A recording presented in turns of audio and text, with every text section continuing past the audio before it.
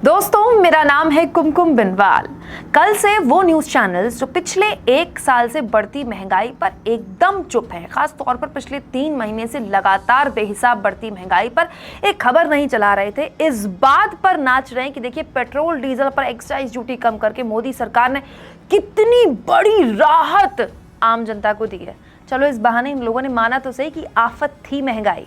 तो petrol diesel पर excise duty कम करने के बाद मोदी सरकार पर कहा जा रहा है कि बहुत बड़ा फैसला मोदी सरकार ने लिया है, बहुत जनहित का फैसला लिया है, जो कि जाहिर तौर पर ज़रूरी भी था क्योंकि पब्लिक पर बहुत बड़ा बोझ था भाई महंगाई का।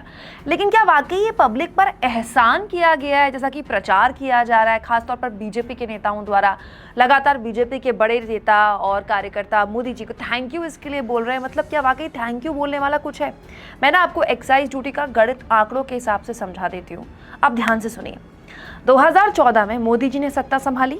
उस वक्त पेट्रोल पर एक्साइज ड्यूटी 9 रुपये 48 पैसे और डीजल पर एक्साइज ड्यूटी थी 3 रुपये 56 पैसे।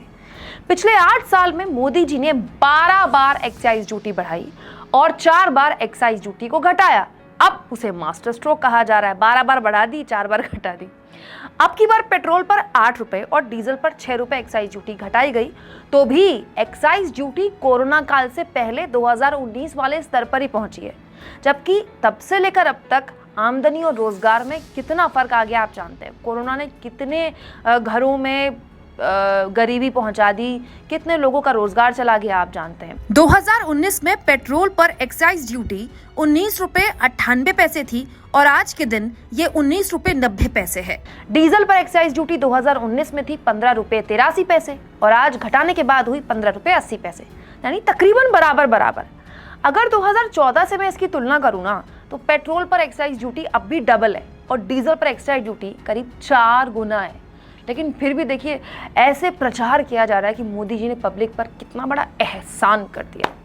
अभी उज्ज्वला योजना पर 200 रुपए सब्सिडी देने की बात कही जा रही है, लेकिन उन करोड़ों लोगों का क्या जिनकी सब्सिडी चुपचाप पता नहीं कब खत्म कर दी गई। फिर भी मैं बता रही हूँ आपको, फिर भी अच्छी बात है कि कम से कम मोदी सरकार ने जनता को कुछ तो राहत देने की सोची, जिसकी उम्मीद मुझे नहीं थी वैसे।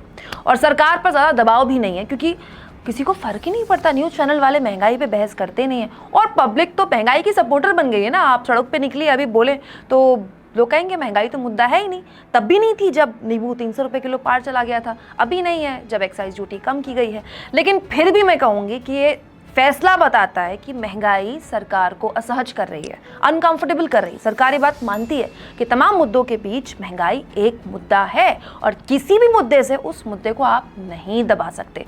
और अगर महंगाई बढ़ेगी और लोगों की आमदनी जिस तरह से बढ़ नहीं रही है, तो जाहिर तौर पर गरीबी का इजाफा होगा और लोगों के लिए आम रोज़मर्रा की चीज़ें खरीद पाना भी मुश्किल हो जाएगा। इसलिए सरकार ने कम से कम फौरी राहत देने की कोशिश की है, लेकिन ये फौरी राहत कितनी राहत है आपके लिए, ये गणित में मैंने आपको समझाया है। दोस्तों, हमारी फ्री जर्नलिज्म को आपके सपोर्ट की ज़रूरत है। चैनल को ज्वाइन करिए, सब्सक्राइब करिए और अब यूट्यूब ने हमें थैंक्स का भी ऑप्शन दे दिया है, जिसके ज़रिए आप जब चाहें, जितना चाहें, जिस वीडियो में चाहें हमें सपोर्ट कर सकते हैं। Thank you.